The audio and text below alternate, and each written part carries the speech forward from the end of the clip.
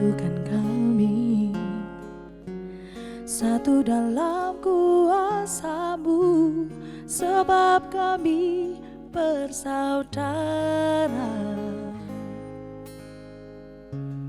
Biar kami satu, seperti Kau dan Bapa satu. Dunia lihat Kau dalam kami, jadikan kami sehati, sepikir. Biar kehendak-Mu jadi untuk menyatakan rahmat-Mu, jadikan kami satu, jadikan kami sehati, sepikir. Biar kehendak-Mu jadi untuk menyatakan rahmat-Mu, jadikan kami satu, jadikan kami satu, jadikan kami satu.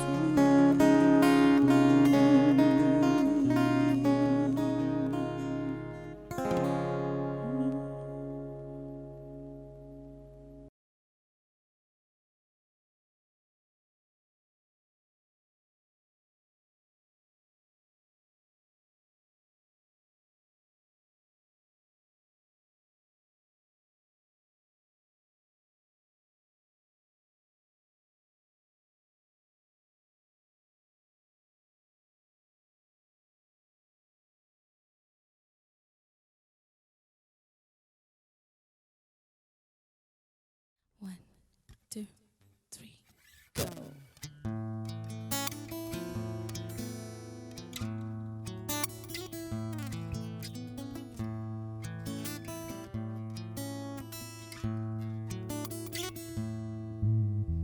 Great is Thy faithfulness, O God my Father. There is no shadow of turning with Thee. Though changes not by compassion, they fail not. As Thou hast been, Thou forever will be.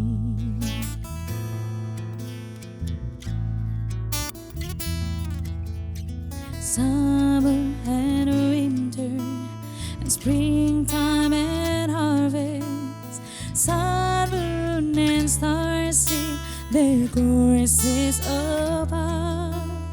Join with all nature in a manifold witness to Thy great faithfulness, mercy, and love.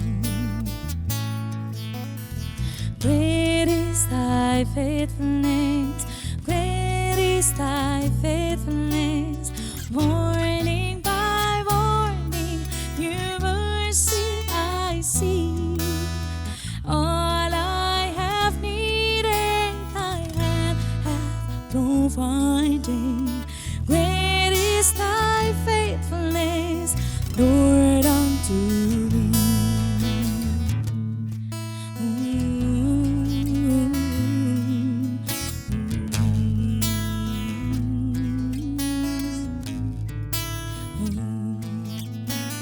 Great is Thy faithfulness, great is Thy faithfulness. Morning by morning, new mercies I see. All I have needed,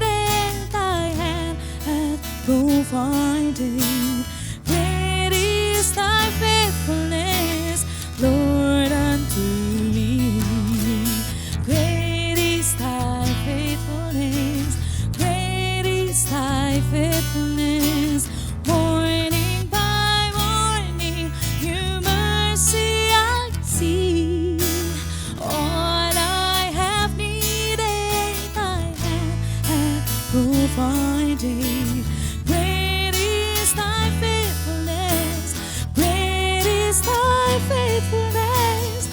Great is thy faithfulness, Lord, unto me.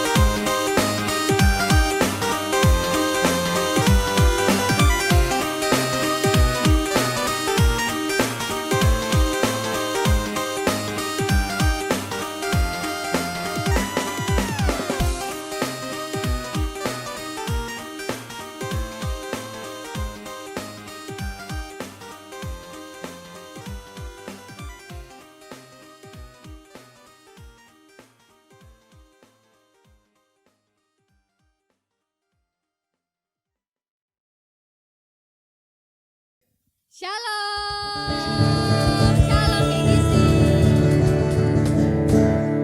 Oke, sekarang kita ketemu lagi di bulan keberapa berarti ya? Maret, April, Mei, Juni, Juli. Bulan keempat kita untuk stay at home. Kita masih online service. Sebelum kita mulai nyembah Tuhan, aku mau bagikan ayat firman Tuhan di Mazmur 102. Ini versi ini ya, Alkitab yang terbuka. Akan tetapi Engkau ya Tuhan bertahta selamanya. Namamu diingat dari generasi ke generasi. Engkau akan bangkit dan mengasihani Sion. Sebab waktu yang tepat untuk berbelas kasih kepadanya sudah tiba. Sebab hamba-hambamu berkenan kepada batu-batunya dan mengasihani debunya. Bangsa-bangsa akan takut terhadap nama Tuhan. Dan semua raja di bumi akan takut terhadap kemuliaan-Mu. Sebab Tuhan sudah membangun Sion dan menampakkan kemuliaan-Nya. Dia akan berpaling kepada doa orang-orang melarat dan tidak merendahkan doa mereka. biarlah ini dituliskan untuk generasi yang akan datang, supaya bangsa yang diciptakan akan memuji Tuhan. Amin. Jadi yang aku dapat dari sini, relate dengan apa yang kita alami sekarang di tengah-tengah masa pandemi, bahwa kita percaya bahwa ini adalah saatnya, kita percaya sama-sama bahwa ini adalah saatnya Tuhan menyatakan kemuliaannya, Tuhan menyatakan kuasa dan kasih-Nya kepada setiap generasi yang ada di bumi ini. Jadi hari ini kita mau sama-sama sungguh-sungguh untuk menyembah Tuhan, kita naikkan ucapan syukur dan doa kita. Are you ready kayak gisi? Yeay!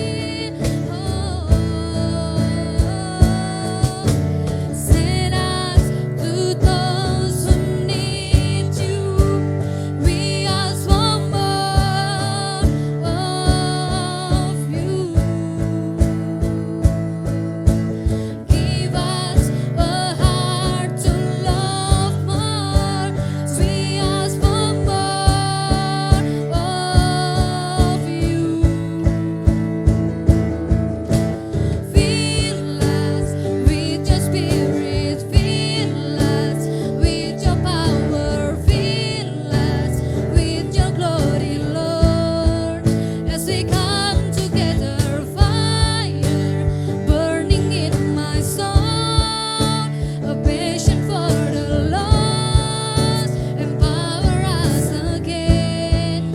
As we come together, fill us with your spirit, fill us with your power, fill us with your glory, Lord.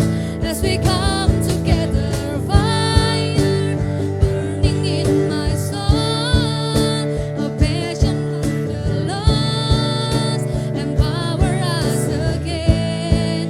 As we come together,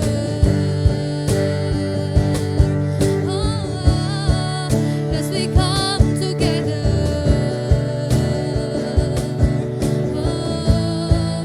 as we come together,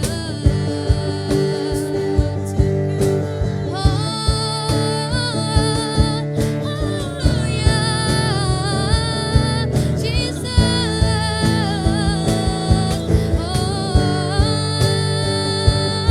hallelujah,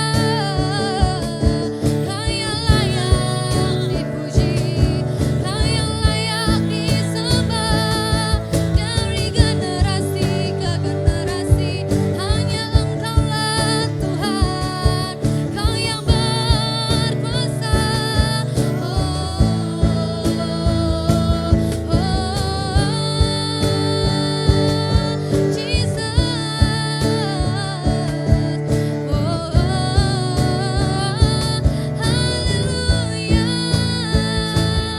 Kami menyembahlah yang hidup, kami menyembahlah yang setia. Haleluya, Kau yang memenuhi kami dengan hadirat-Mu Tuhan, dengan kuasa dari-Mu.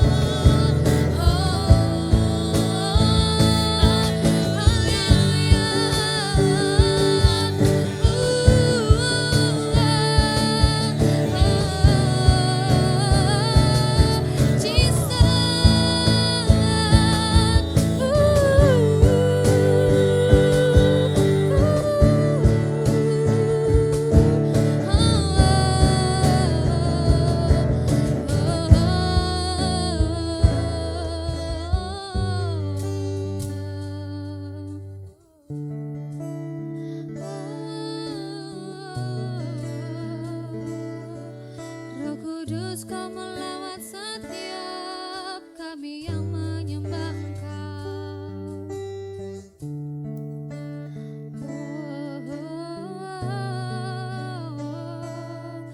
Memulihkan setiap hati, menyembuhkan yang sakit, membebaskan yang terbelenggu.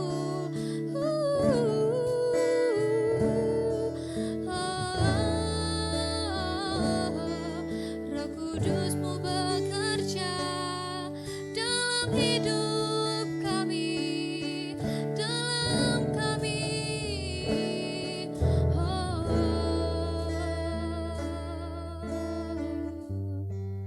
Let your spirit move, let your spirit move, let your spirit move, oh Lord, as we come together.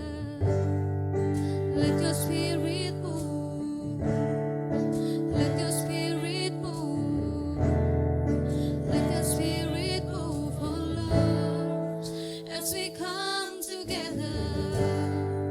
Let your spirit move, let your spirit move, let your spirit move, oh Lord, as we come together.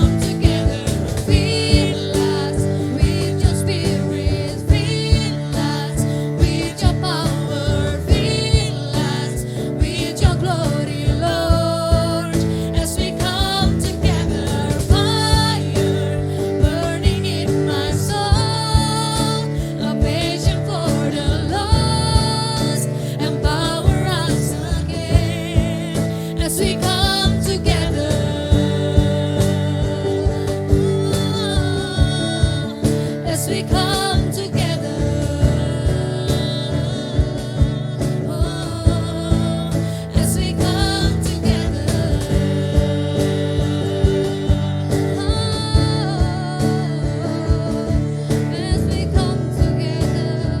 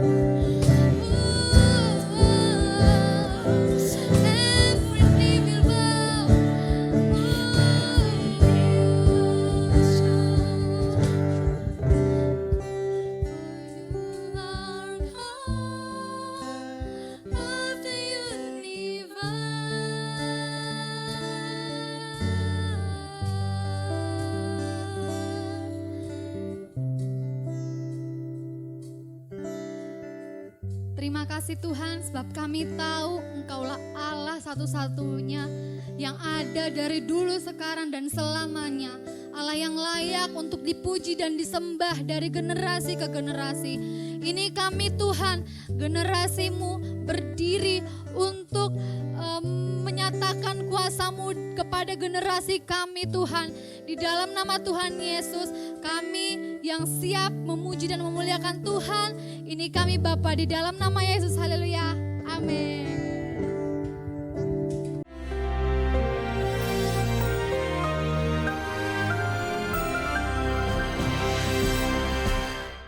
Shalom warga kerajaan. Dua perkataan ini begitu penting, empower and encourage. Karena Roh Kudus adalah encourager.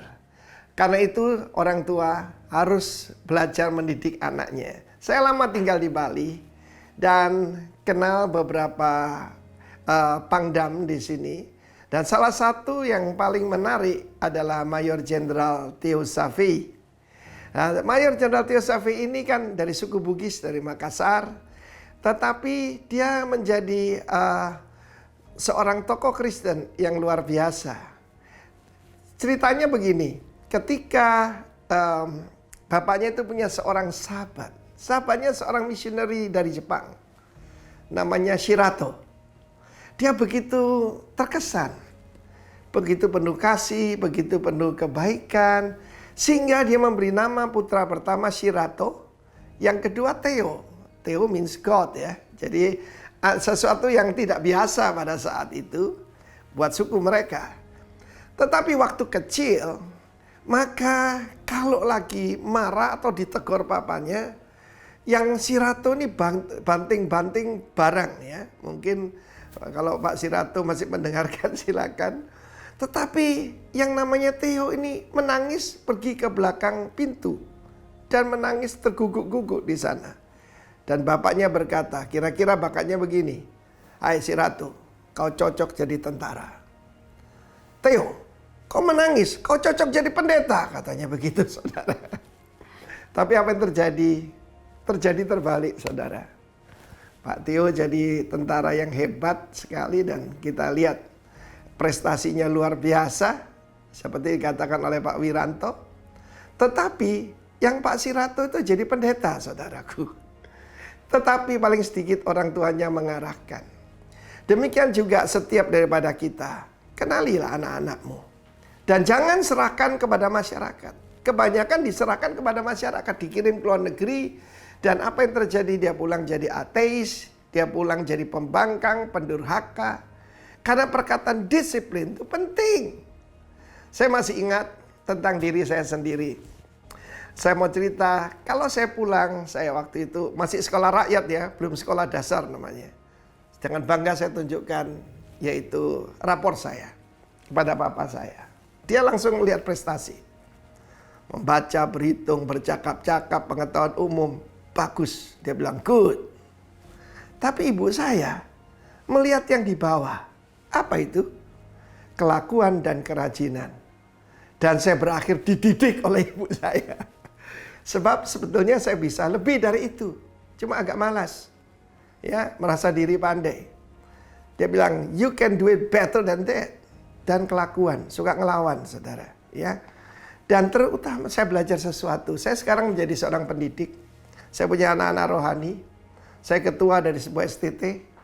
Maka saya tahu the power of character leadership. The power of principle leadership. Saya belajar terutama dari ibu saya. Nah kejadiannya adalah ketika saya masuk remaja. Saya bilang pada bapak saya, "Oh, sudah aku tidak mau jadi insinyur. Aku mau langsung kerja saja." Dan apa yang terjadi? Dia tempeling saya saudaraku. Sambil mengeluarkan air mata. Saya putranya satu-satunya. Kemudian itu didikan itu membuat kebodohan hilang dari saya. Saya jadi insinyur dan ketika di wisuda saya peluk bapak saya. Dia berdiri dengan bangga sekali. "Pak, kamu siapa?" "Terima kasih." "Kamu siapa?" "Ditempeling tuh Pak." "Jadi aku sekarang jadi insinyur." "Terima kasih ya Pak." Dia tersenyum. God bless you. Didiklah anakmu menurut jalan yang ditunjukkan oleh Tuhan dan jalan yang patut baginya. God bless you warga kerajaan. Amin. Shalom.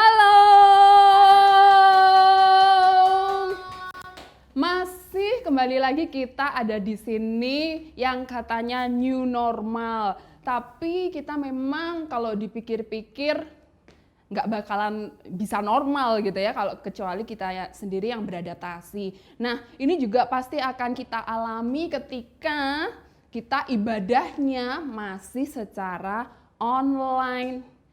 Tapi kalian pernah pikir nggak sih teman-teman kalau dengan beribadah online ini sebenarnya menjadi kesempatan untuk kita itu mencek diri kita sendiri. Bagaimana sih intimasi kita sama Tuhan? Bagaimana sih kualitas keimanan kita di hadapan Tuhan gitu. Apakah iman kita adalah iman yang ikut-ikut saja? Jadi ketika kita tidak ketemu secara fisik dengan komunitas kita, kemudian kita jadi seakan-akan nggak ketemu lagi sama Tuhan. Nah, ayo kita cek diri kita masing-masing tentang hal ini. Kalau sekarang kamu adalah masuk dalam kelompok kaum rebahan, ayo bangkit. Katakan pada roh dan jiwamu, aku akan bangkit. Jadi untuk 50 menit, 40 menit ke depan, ayo kita sama-sama memfokuskan diri kita. Kita mau belajar kebenaran firman Tuhan. Dan ini sangat cocok banget buat kamu semuanya yang mengaku anak muda. Kalau minggu kemarin, Kodev sudah menyampaikan bahwa bulan ini adalah bulan Empower. Tema yang sudah ditetapkan untuk gereja kita, Empower. Dan yang disampaikan pesan Kodev kemarin yang menjadi titik gitu ya, yang menjadi poinnya adalah takut akan Tuhan. Kamu bisa pinter, kamu bisa cerdas, tapi kalau enggak ada takut sama Tuhan, semuanya sia-sia. Oke, untuk menyambung apa yang sudah disampaikan Kodev kemarin, maka pada sore hari ini tema yang ingin tak sampaikan dan untuk berbagi juga buat kalian-kalian ini mungkin akan lebih teknis gitu ya. Kalau kemarin Kodev sampaikan bahwa hikmat. Nah, hikmat yang berasal dari Tuhan, hikmat yang berasal dari Kristus. Ketika kita menerima Yesus Kristus sebagai Tuhan dan juru selamat kita dan Dia telah menebus kita, dosa-dosa kita dihapuskan. Ketika pencurahan Roh Kudus, ketika Tuhan Yesus naik ke surga, kemudian Dia menjanjikan penolong buat kita yaitu Roh Kudus, maka pada saat itulah hikmat tuntunan itu menjadi bagian kita. Nah, pertanyaannya, apakah itu sudah menjadi bagianmu? Apakah itu sudah menjadi bagianku? Nah, sore hari ini yang mau tak sampaikan tentang Empower, temanya Empower, lebih spesifiknya adalah Empower People. Jadi empowered people. Nah, apakah itu? Nah, ini dia.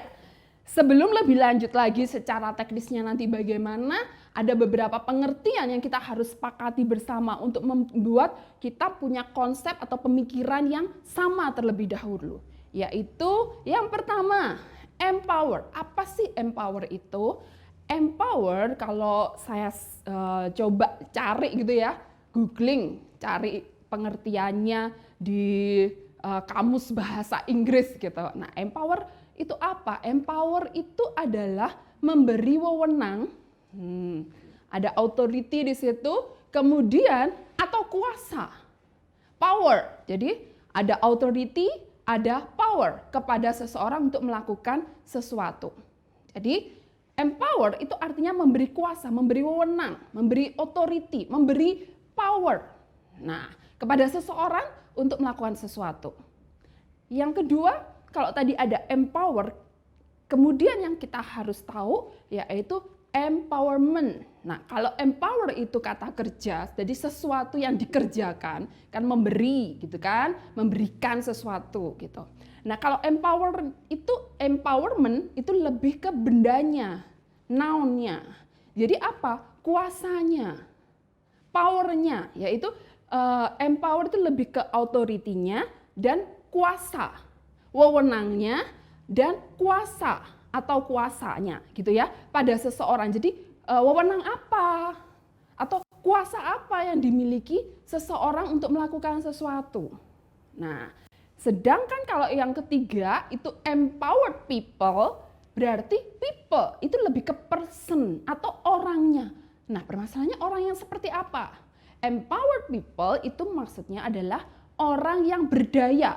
Nah, kalau power, misalkan kita lihat dalam kamus bahasa Inggris itu, kalau diterjemahkan dalam bahasa Indonesia, maka salah satu pengertiannya itu adalah daya. Nah, daya kalau kita pelajari fisika, wah ini fisika, pelajaran fisika, daya itu apa? Oh, daya itu tenaga, energi. Nah, berarti kalau empower people itu adalah orang yang punya tenaga, yang punya energi. Nah, berarti berbicara apa? Itu berbicara kekuatan, kecakapan, kemampuan, dan potensi diri. Nah, jadi empowered people di sini maksudnya adalah orang yang memiliki daya.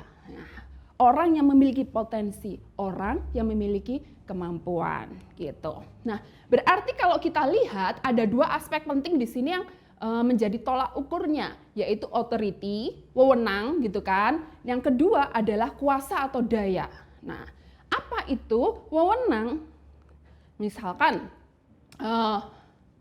siapakah orang yang berwenang menghukum para penjahat di muka bumi ini? Apakah Superman? Superhero? Nah, atau memang misalkan kalau dalam persidangan Bapak Hakim. Artinya Bapak Hakim ini dia memiliki wewenang untuk memutuskan perkara. Nah, dia memiliki hak. Nah, apa itu wewenang? Wewenang adalah hak atau izin untuk menggunakan kuasa untuk mencapai tujuan tertentu. Nah, setiap orang itu punya potensi, punya kemampuan, tapi tidak semua orang punya wewenang untuk melakukannya. Jadi, kalau kita lihat, wewenang di sini adalah hak atau izin untuk menggunakan kuasa untuk melakukan sesuatu. Nah, sedangkan kuasa sendiri apa? Yaitu tadi kalau berbicara kuasa itu adalah power, kuasa itu adalah daya, potensi, energi, kekuatan, kemampuan manusia, maka ya segala sesuatu yang bersifat potensi diri, kecakapan, keahlian, nah itulah ya power itu atau kuasa itu yang dimaksud di sini. Jadi sumber daya manusia, sumber daya alam, nah itu yang bisa diberdayakan. Nanti ketika kita mencari padanan kata dalam bahasa Indonesia, memang ini agak ada beberapa pendapat bahwa ada yang ngomong bahwa empower itu pemberdayaan, tapi ada juga yang membedakan itu gitu, bahwa empower itu pemberian kuasa. Ya, sedangkan pemberdayaan itu misalnya gini, ada sesuatu yang nganggur nih, yang sebelum-sebelumnya itu nggak ada orang pikirkan. Misalkan di rumah saya ini punya sumur yang airnya banyak begitu. Terus kemudian, wah ada potensi nih, ada air nih, wah ini bisa diberdayakan, dibuat apa ya? Misalkan saya mau bikin refill isi ulang, misalnya kayak gitu. Jadi ada beberapa pendapat di sini. Tetapi supaya pola pikir kita sama untuk pembicaraan kali ini, ya kita batasi aja. Ketika kita ngomong tentang empower, itu memang ada dua aspek itu, ada wewenang yaitu izin atau hak untuk pakai kuasa, dan kuasa itu sendiri atau sumber dayanya itu yang bisa diberdayakan gitu ya. Nah, berarti di sini tuh sebenarnya ada dua pihak yang punya wewenang dan pihak yang belum punya wewenang tapi dia punya potensi, dia punya kemampuan. Di mana akhirnya nanti pihak yang punya wewenang atau kuasa ini memberikan kuasanya, memberikan wewenangnya kepada pihak lain itu. Jadi di sini ada pendelegasian, atau regenerasi, atau apalagi ya, apa istilahnya yang tongkat-tongkat yang di itu, tongkat estafet. Nah, biasanya diberikan dari pemimpin ke anak buah, dari pemimpin rohani nih ke anak rohaninya yang dianggap sudah mempunyai kapasitas untuk memimpin begitu. Nah, kalau tadi bilang ada wewenang, ada kuasa, maka sekarang inilah pendefinisian dari empowered people. Empowered people artinya apa? Ya berarti empowered people adalah empowered people. Artinya memberikan wewenang kepada orang yang berdaya, yaitu orang yang memiliki tenaga, yang mempunyai tenaga, kekuatan, kecakapan, kemampuan, dan potensi. Istilahnya kalau misalkan saya pemimpin perusahaan, maka ketika saya memilih kandidat untuk menjadi seorang leader dalam perusahaan saya, nggak mungkin dong saya pilih sembarangan. Nah, pasti saya akan mencari orang yang memang memenuhi kriteria memimpin pada divisi yang saya butuhkan. Artinya orang itu memiliki kecakapan, memiliki kemampuan, memiliki sesuatu yang memang bisa sebagai problem solver misalnya, atau dia bisa mengembangkan, dia punya keahlian. Jadi sebenarnya empowered people itu yaitu pendelegasian kepada orang yang memang dianggap mempunyai kapasitas dalam melakukan sesuatu dengan tujuan yang sudah ditentukan sebelumnya gitu. Nah, permasalahannya siapa mereka? Empowered people itu siapa gitu? Berbahagialah wahai engkau yang ada di luar sana. Apalagi yang engkau usiamu masih 100 tahun ke bawah, karena you are the empowered people. Siapa? Anak muda, pemuda, youth, gereja. Ya, dikatakan kan sudah muncul kan kapan hari itu ada WhatsApp di grup gitu kan ngomong, sekarang ini ada ini apa itu namanya standarisasi penggolongan usia gitu.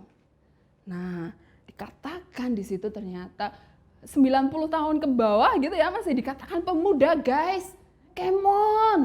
Kita yang di GCC ini malah punya standar. Pokoknya selama engkau masih 100 tahun ke bawah, you are the youth people. Kalian pemuda lah, anak muda gitu, jiwanya itu masih anak muda. Nah, permasalahannya anak muda itu karakternya seperti apa gitu. Kan tadi dikatakan empowered people itu orang yang cakap gitu kan, orang yang memiliki kemampuan. Nah, anak muda itu karakternya kayak gini, gengs. Nah, dia powerful, wah, tenaganya itu masih full. Kalau perlu, misalkan udah main bola ke sana ke sini gitu ya, udah naik gunung, melewati lembah gitu, masih juga bisa melakukan sesuatu yang lain, kayaknya baterainya itu enggak habis. Itulah pemuda. Gitu. Powerful. Mereka tuh aktif. Nah, rasa ingin tahunya itu tinggi gitu. Ya, terus ya ini yang perlu diperhatikan. Mereka juga butuh perhatian. Butuh ruang juga untuk mengaktualisasi diri. Dan yang paling penting, mereka juga butuh pengakuan bahwa mereka ada, mungkin mereka berkarya dan karya mereka itu diakui. Nah, kalau kemarin, minggu kemarin kau udah ngomong itu tentang empowering generation. Nah, ini klop. Ya, generationnya siapa ya?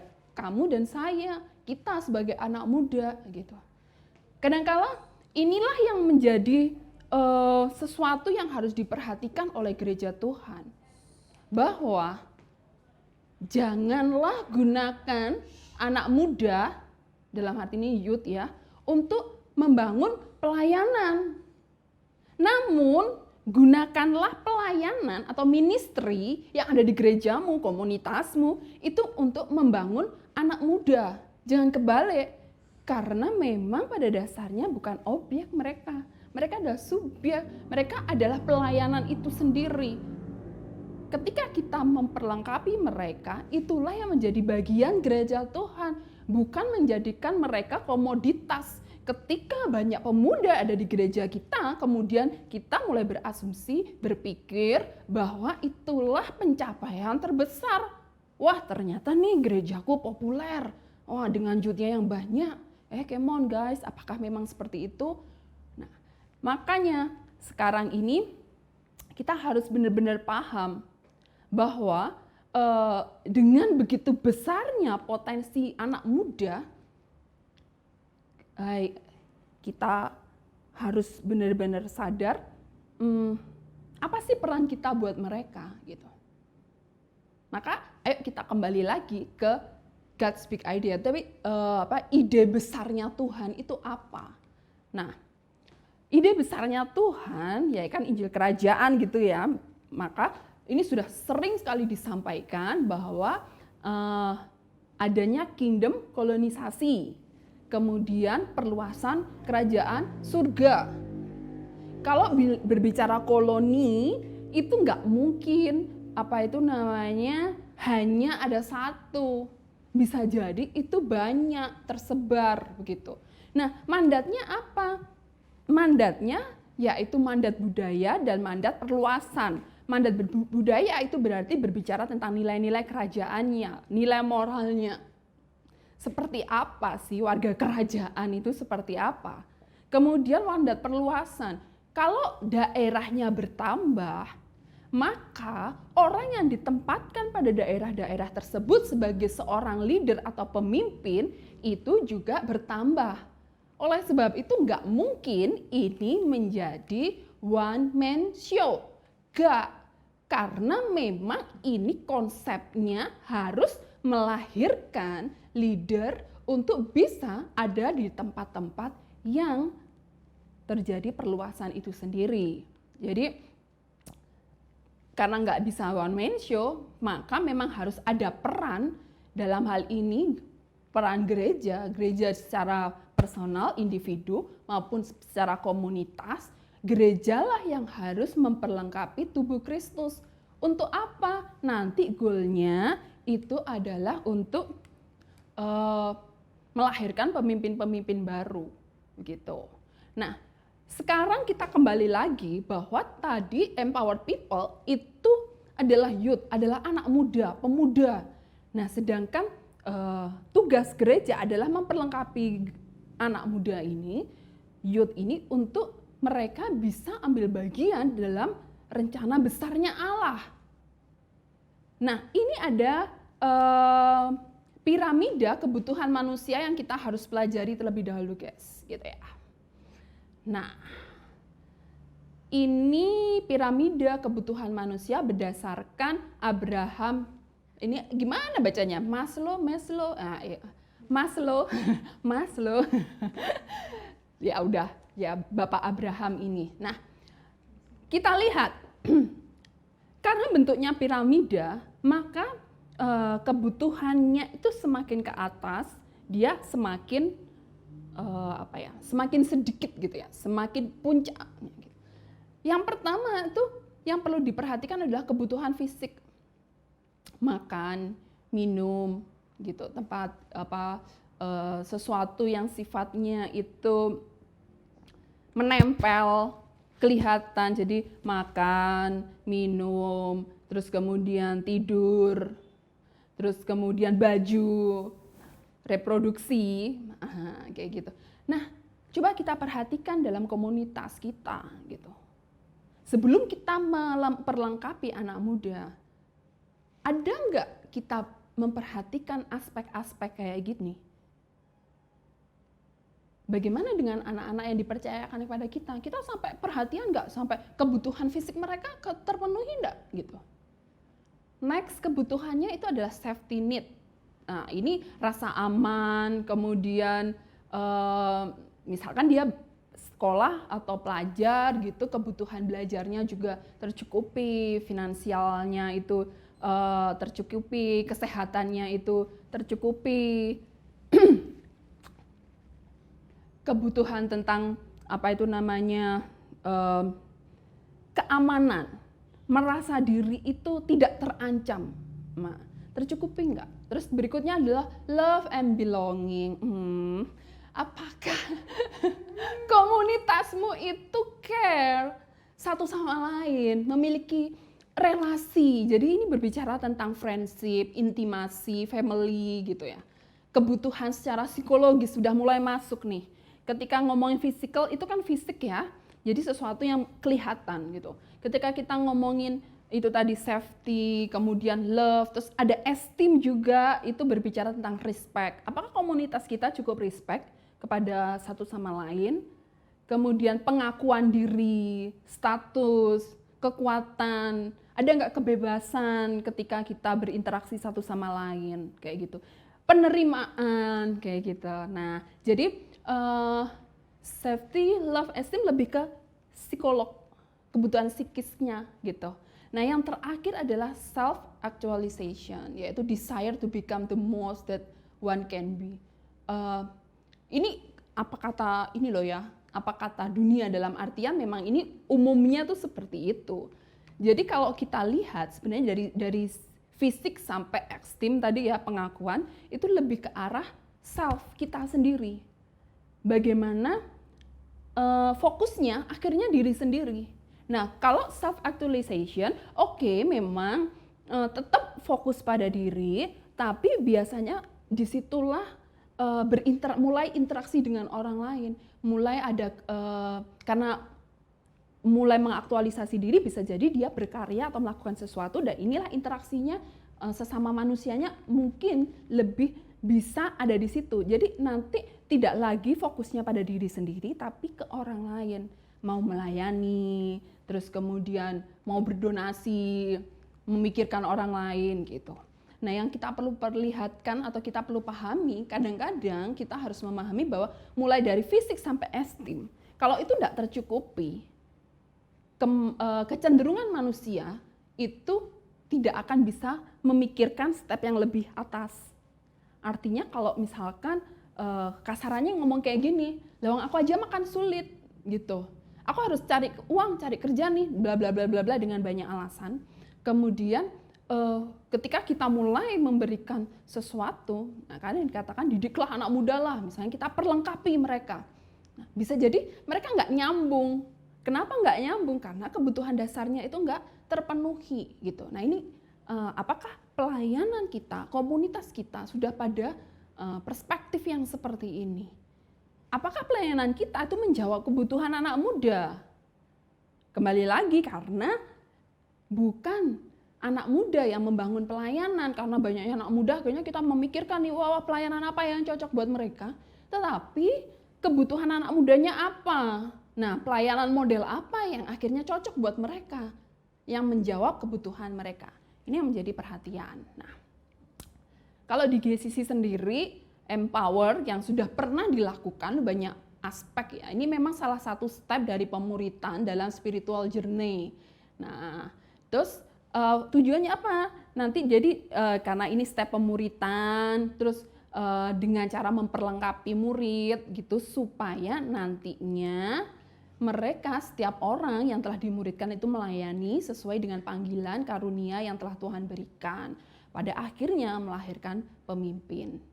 Bentuknya seperti apa? Ya kalau misalkan nanti dilihat ada beberapa aspek syaratnya, entah itu ikut encounter dulu, terus kemudian tertanam gitu ya di rumah rohani, terus kemudian merupakan aktif member dan sebagainya gitu. Artinya bahwa ada sesuatu yang dikerjakan gereja untuk memperlengkapi anak muda, untuk menjawab kebutuhan anak muda. Dan ini nggak bisa disamakan antara rumah rohani satu dengan yang lain, karena bisa jadi kebutuhannya memang berbeda gitu. Nah, ada syarat empower atau memperlengkapi ini bisa dilakukan kalau pribadinya itu mau dimuridkan. Bagaimana istilahnya memberikan diri untuk dimuridkan gitu. Jadi tidak dengan paksaan, karena punya paradigma bahwa orang atau seorang pemimpin yang baik itu dapat lahir ketika seseorang itu memberi dirinya dipimpin. Dipimpin itu maksudnya gimana sih? Diarahkan. Nah, konsep pemberian kuasa di sini, empower di sini nanti adalah power to powerless. Apa maksudnya? Yaitu memberikan penguatan kepada yang lemah tanpa menghancurkan yang kuat. Nah, bentuknya mungkin yang lebih gampang dipahami di sini adalah mentoring dan fathering, kayak gitu. Poinnya apa? Poinnya adalah leader, mentor itu membantu setiap anak muda. Yang pertama yaitu mengetahui talenta diri dulu. Talenta diri maksudnya bagaimana? Bahwa kita harus sadar dulu bahwa setiap orang lahir dengan suatu talenta. Kita harus kembali lagi lah pada konsep berpikir kita bahwa siapa diri kita di hadapan Tuhan. Bahwa kita itu segambar dan serupa dengan pencipta kita. Dan kita diciptakan dengan tujuan. Ada fungsi yang Tuhan telah tetapkan dalam setiap kita dan itu unik. Dan Tuhan itu pasti ngasih kita senjata untuk bisa mengerjakannya. Nah apa? Ya talenta itu sendiri. Mau talentanya apa? Apa kalian sudah ngerti talenta kalian apa? Ayo kita mulai lihat diri kita sendiri. Oke, aku punya sesuatu yang bisa tak kerjakan nggak? Kayak gitu. Atau aku nggak ini, aku tak berdaya. Karena empower people kan orang yang berdaya. Aku nggak berdaya kak, aku nggak bisa apa-apa. Hey Kemon, kamu bukannya nggak bisa apa-apa, tapi kamu belum mencari atau menggali potensi dirimu. Makanya, ayo datang kepada pemimpin untuk bisa mengetahui talenta diri atau potensi diri. Nah. Kenapa kok kita bisa punya perspektif seperti itu? Kemarin kalau kita baca di journaling bacaan setahun itu berbicara tentang pembangunan bait Allah. Si Daud nih, dia kan udah menggebu-gebu kepengen nih bikin membangun bait Allah, tapi Tuhan berfirman, bukan kamu nanti yang bikin, tapi anakmu yang bikin. Apa yang dilakukan Daud? Daud itu mempersiapkan loh segala sesuatunya, semua sumber daya yang dia bisa cari, dia persiapkan baik-baik. Oke ya, coba ditangkap. Daud ini mempersiapkan baik-baik. Yang terbaik, emas dikumpulkan, kayu-kayu itu juga. Bahkan kalau kalian baca si Huram ya kalau nggak salah itu pun menolong si Salomo ya karena relasinya dengan Daud. Nah, kalau kita baca Keluaran 36 ayat 1 ini dikatakan gini loh. Besalel, Aholiab dan semua pengrajin yang mendapat kecakapan dan keahlian dari Tuhan tahu cara melakukan segala yang diperlukan untuk membuat kemah Tuhan. Mereka harus membuat segalanya seperti yang diperintahkan Tuhan. Kecakapannya dari mana? Kecakapannya dari Tuhan. Kenapa? Karena dia tahu melakukan yang diperlukan. Jadi dia punya kapasitas untuk tahu apa yang harus diperlukan sesuai dengan apa yang diperintahkan Tuhan. Makanya kita harus balik nih kepada diri kita sendiri gitu. Tuhan menciptakan kita itu nggak asal. Cek, kalau kita mulai bahwa aku kok nggak bisa apa-apa. Kembali lagi kita harus sadar, kita loh segambar serupa dengan Tuhan. Masa Tuhan nggak bisa apa-apa? Enggak lah, Tuhan kita itu begitu dahsyat dan luar biasanya gitu. Dan kita pun bisa seperti itu gitu. Karena apa? Kita segambar dan serupa dengan Dia. Pada sisi aspek apa? Nah ini yang perlu kita gali. Nah bagaimana caranya?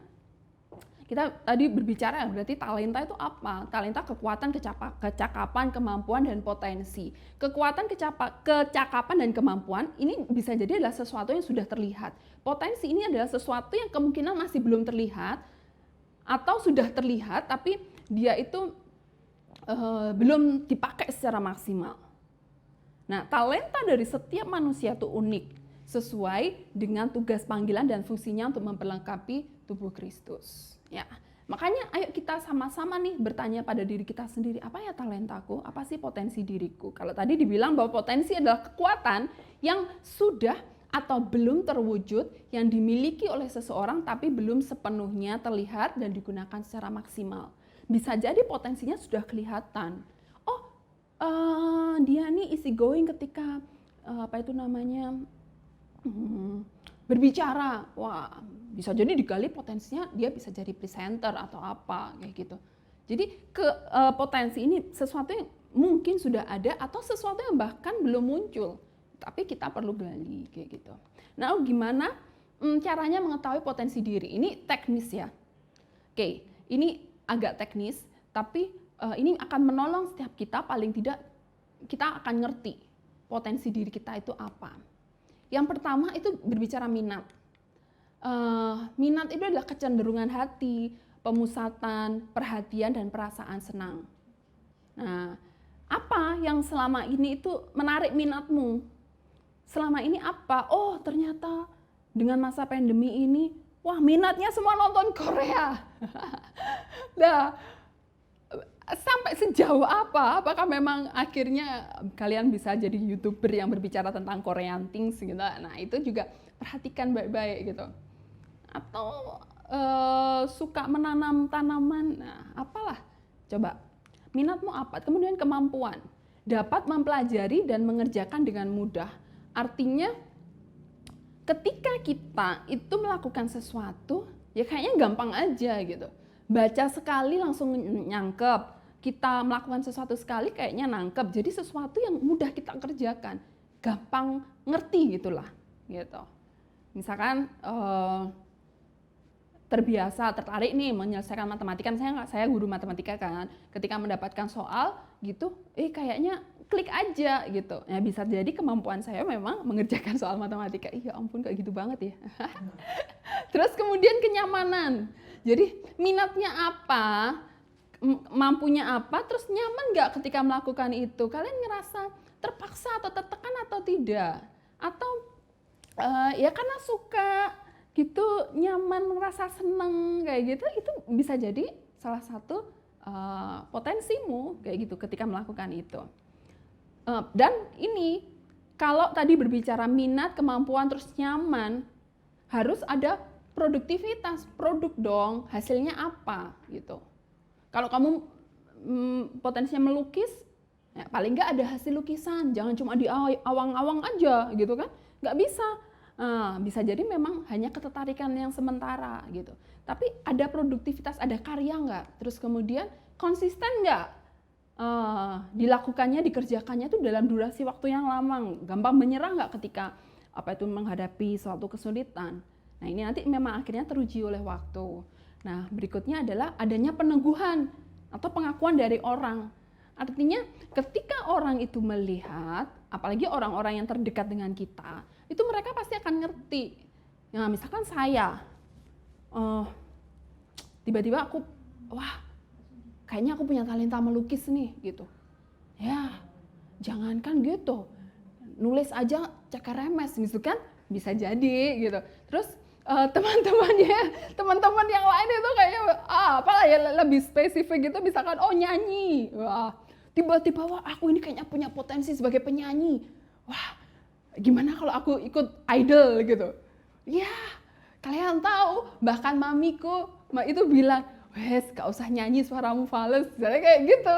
Nah, artinya ada nggak? Atau orang-orang itu malah memberikan peneguhan dalam artian kayak gini, bener loh, kamu kayaknya cocok loh jadi penyanyi. Ketika kamu nyanyi aja di kamar mandi, suaramu keren, batuk aja merdu, wes. Nah, bisa jadi itu menjadi pertimbangan kita. Siapa tahu memang potensi kita ada di situ.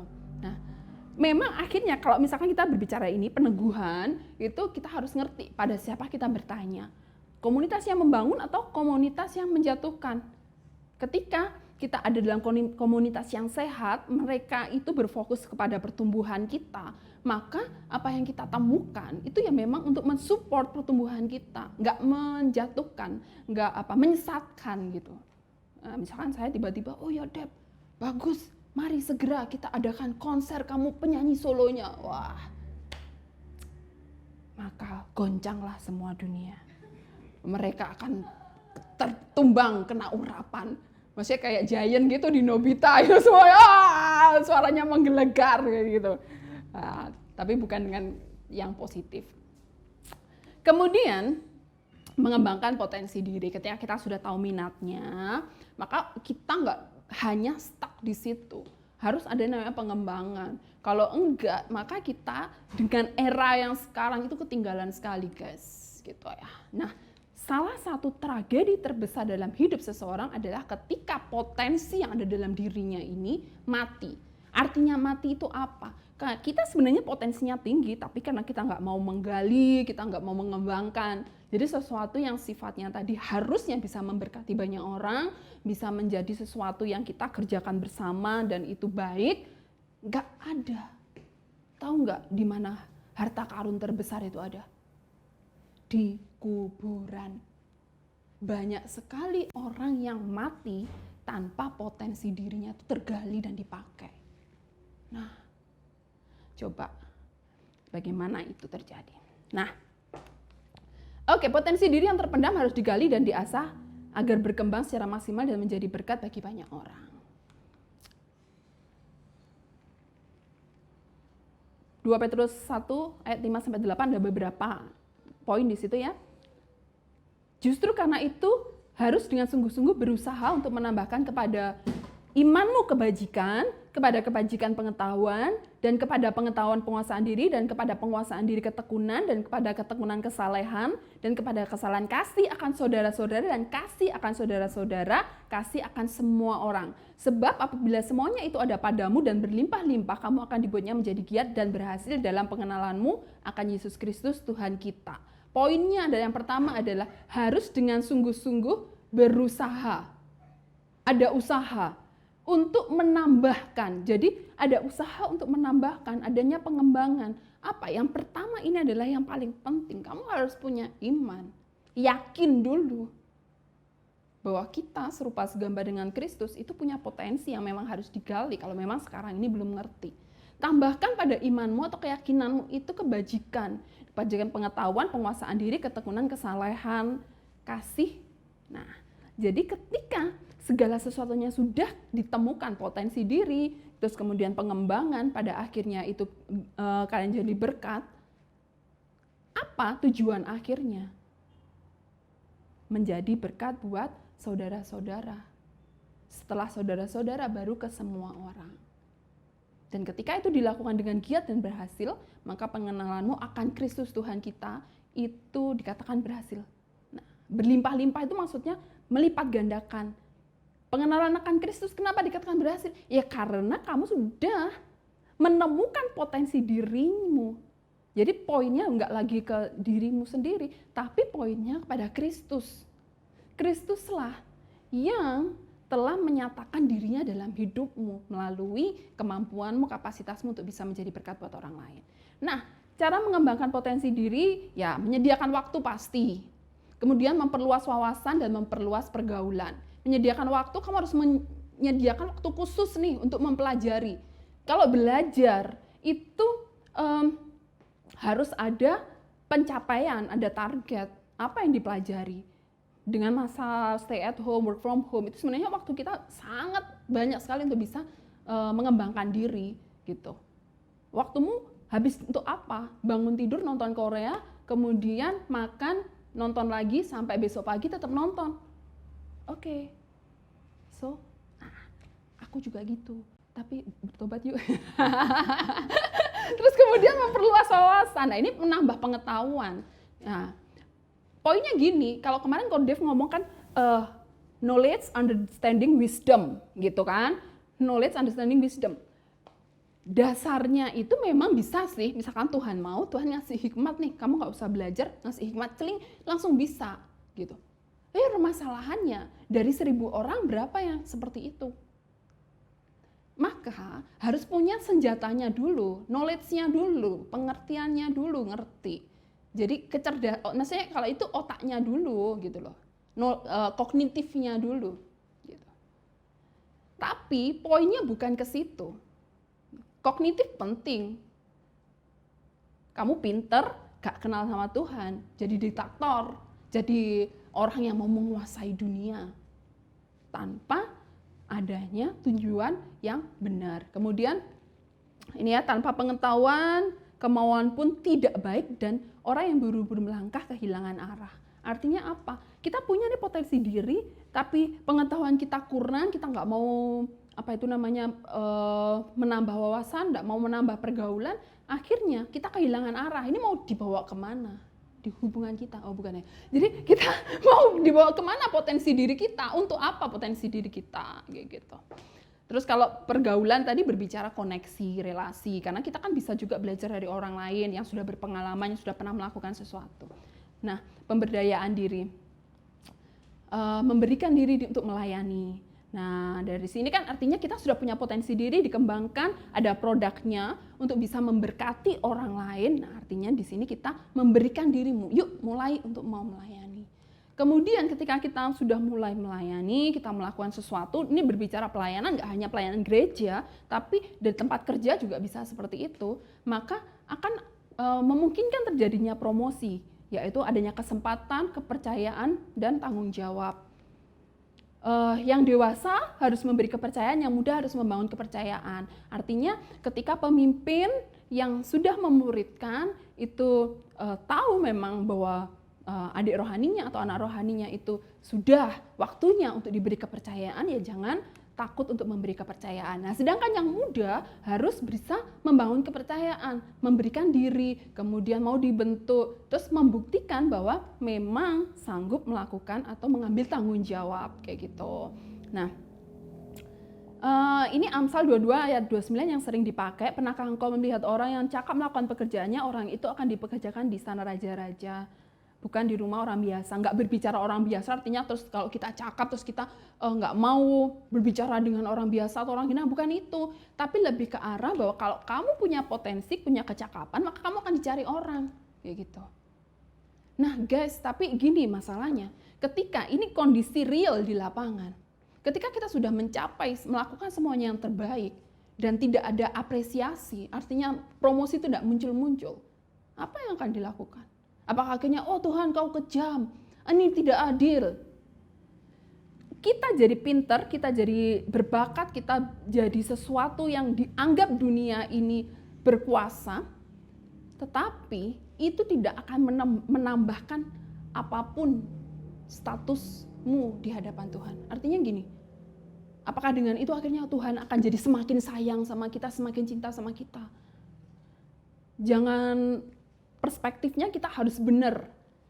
Promosi dalam dunia pekerjaan atau bahkan di ministry sekalipun, itu apresiasi yang diberikan oleh manusia, benar nggak?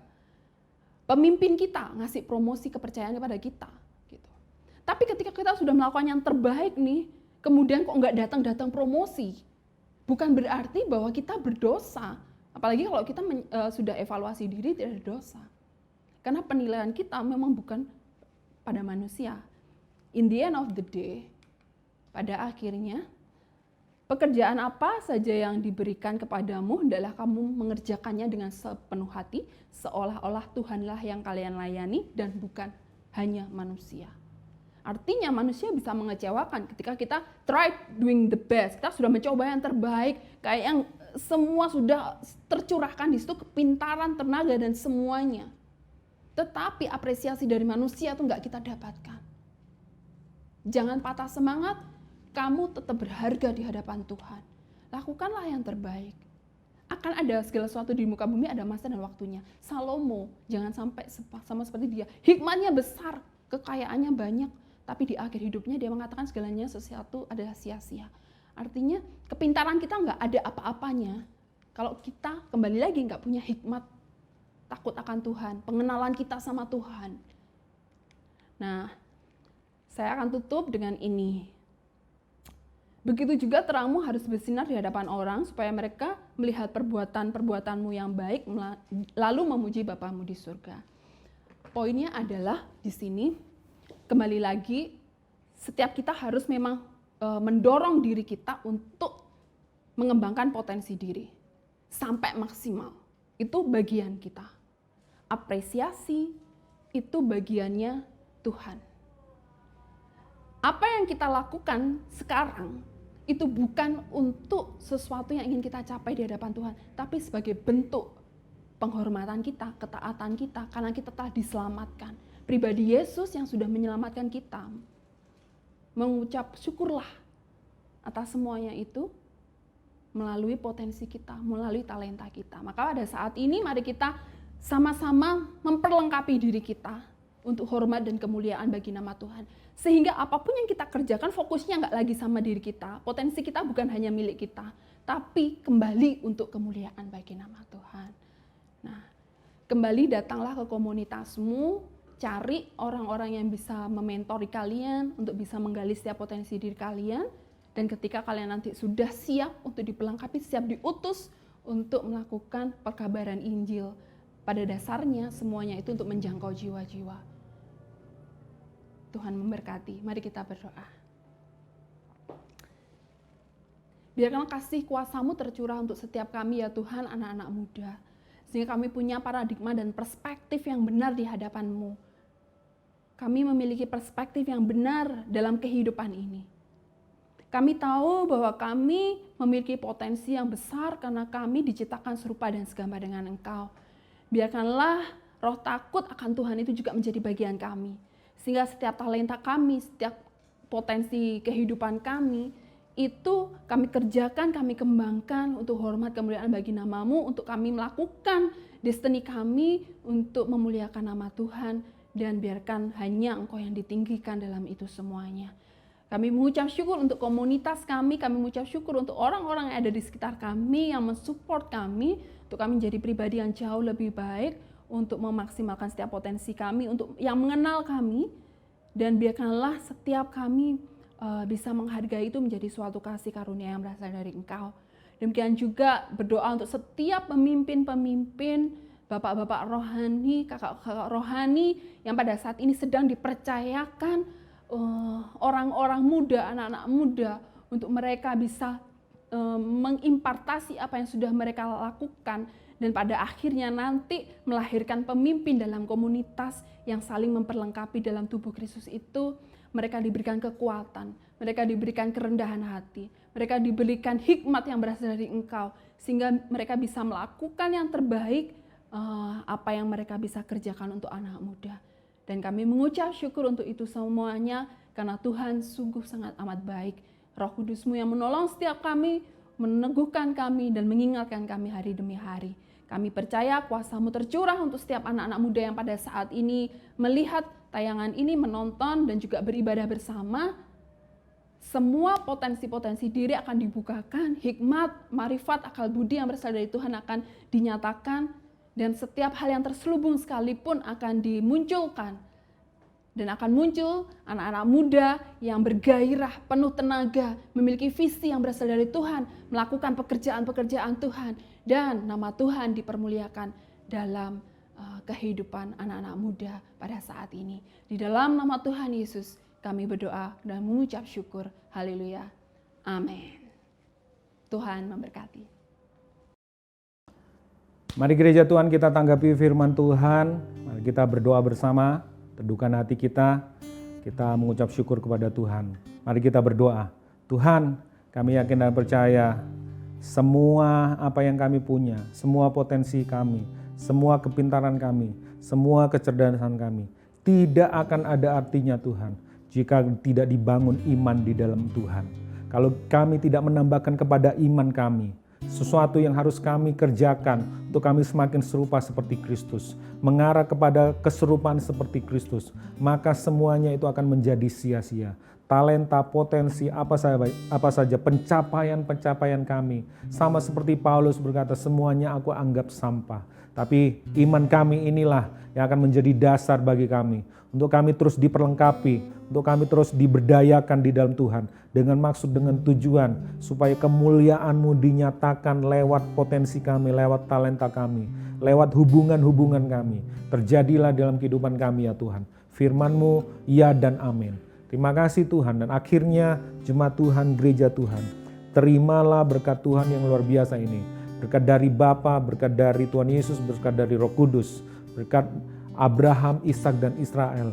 Berkat yang luar biasa. Tuhan memberkatimu dengan berlimpah. Tuhan mengarahkan, menyinari engkau dengan sinar wajahnya, memberikan kasih karunia dan damai sejahtera.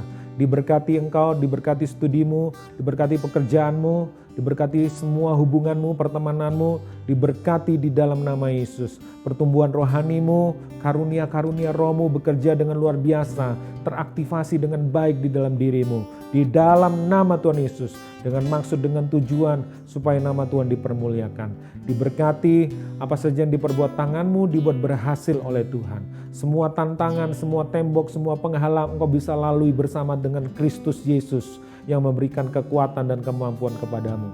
Di dalam nama Tuhan Yesus, berkat yang terbaik ini kami terima semuanya. Dari Bapa, dari Tuhan Yesus, Roh Kudus, ketiga yang esa. Kami mengucap syukur, kami berdoa. Yang percaya bersama-sama katakan, amin, amin, amin.